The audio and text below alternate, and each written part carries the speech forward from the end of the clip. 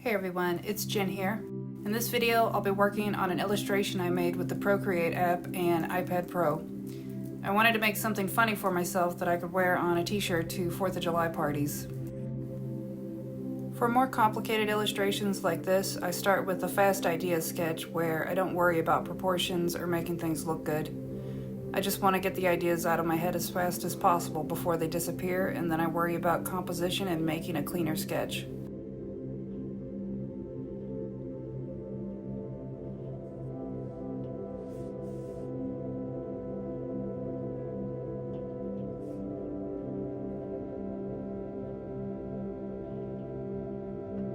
I sped up the video in some parts. In all, it probably took me about 20 hours to make this.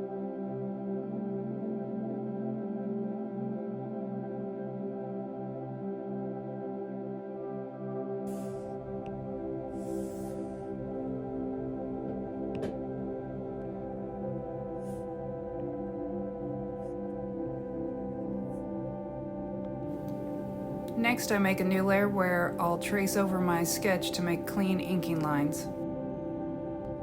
I try to use big continuous swoops because it helps me make smoother lines.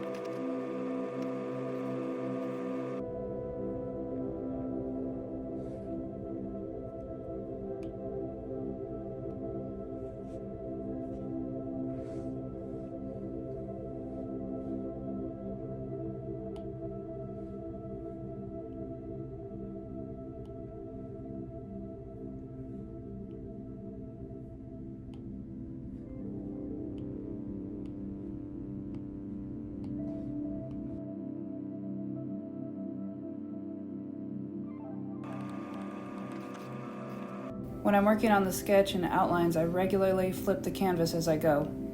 This helps me see mistakes I want to adjust. Sometimes when I stare at the drawing I'm working on for too long, I can't see my mistakes as well. But when I flip the canvas, it's almost like looking at a new drawing.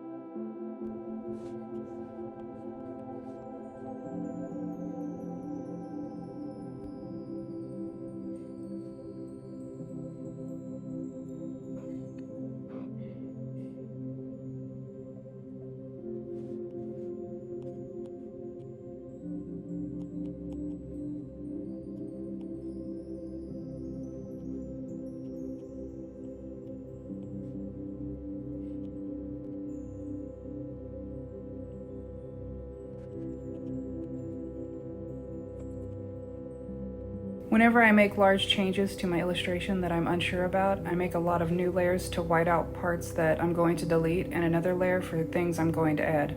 If I'm ready to commit to the changes, I make the whiteout layer a selection and erase the parts of my outline that I want to remove. Then I merge the new lines to the original. I know I can just undo changes I don't like, but after too many changes, I just find undo to be confusing.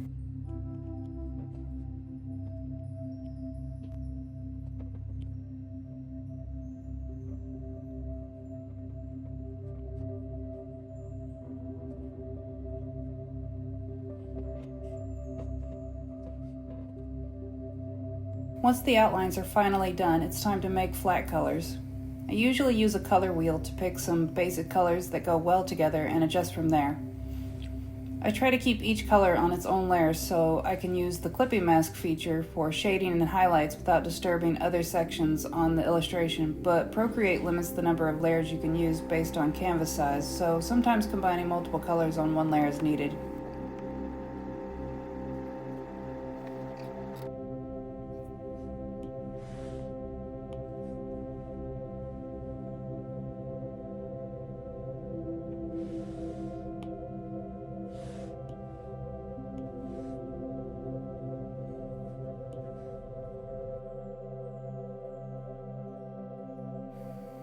When the outline layer is set to reference, I can quickly create a block of color by dragging the color to the section I want to fill on any separate layer. This is a real time saver for making flat colors, but it doesn't work in sections where the border of the outlines are broken. In those areas, I have to turn off reference and fill that section manually.